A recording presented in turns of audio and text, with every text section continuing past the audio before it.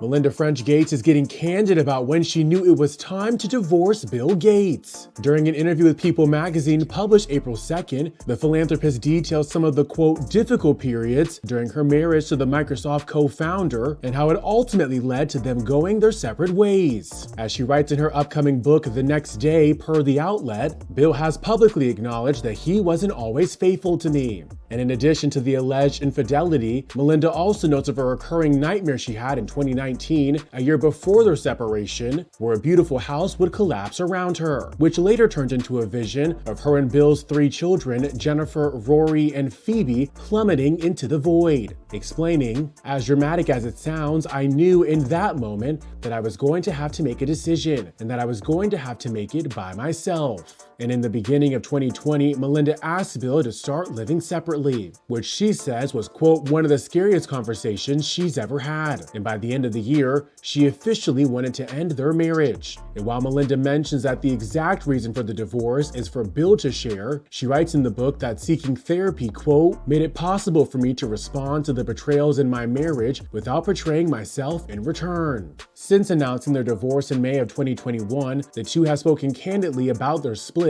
with Bill recently calling the end of his marriage, quote, the mistake I most regret, telling the Times in January, you would have to put that at the top of the list. There are others, but none that matter. The divorce thing was miserable for me and Melinda for at least 2 years. In return, Melinda reacted to her ex-husband's comments, revealing that she does not feel the same way. As she told Elle magazine in March, look, divorces are painful, and it's not something I would wish on any family.